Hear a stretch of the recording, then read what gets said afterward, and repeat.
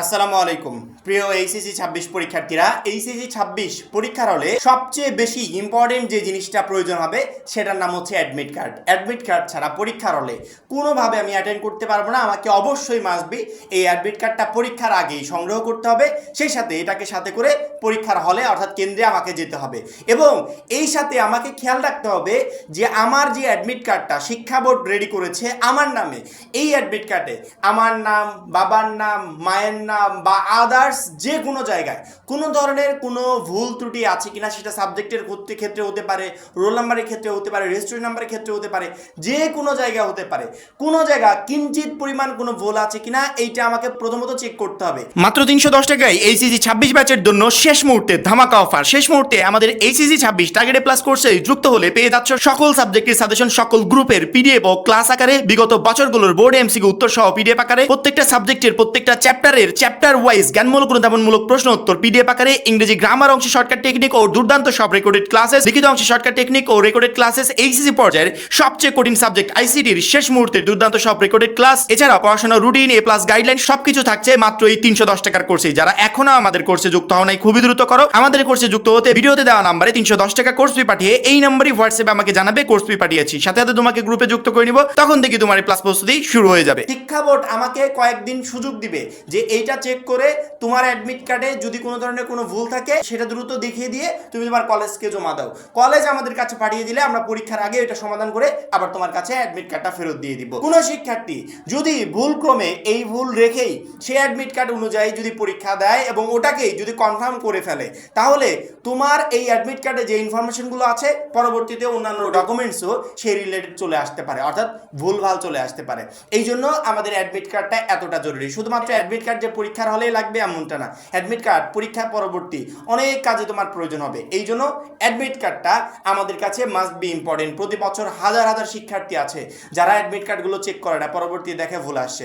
যখন শিক্ষার্থীরা রেজিস্ট্রেশনের কাগজটা পায় আমি বলি যে বারবার করে চেক করো, আবার যখন অ্যাডমিট কার্ডের কাগজটা পায় আমি বলি বারবার করে চেক করো। যেহেতু দুইটা একসাথে থাকে সেক্ষেত্রে দুইটাই তোমাকে চেক করতে হবে যাতে এখানে কোনো ধরনের কোনো ভুল ত্রুটি না থাকে।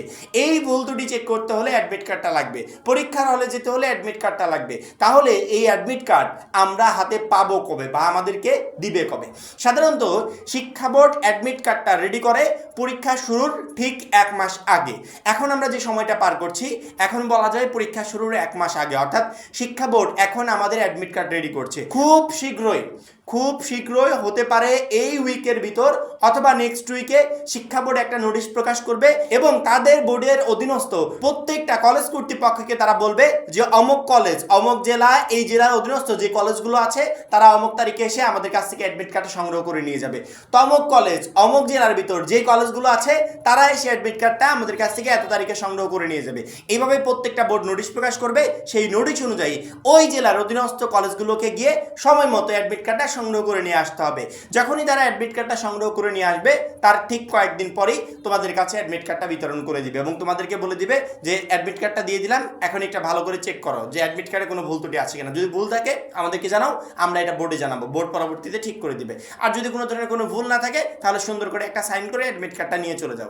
এইটুকু তোমাকে জাস্ট বলবে। তোমার যদি ভুল মনে হয় তাহলে বলবে ভুল আছে, আর যদি মনে হয় যে না ঠিক আছে অ্যাডমিট কার্ডটা নিয়ে এসে বাসায় কয়েকটা কপি করে রেখে দিবে, কারণ কি এগুলো পরবর্তীতে তোমার প্রয়োজন হবে।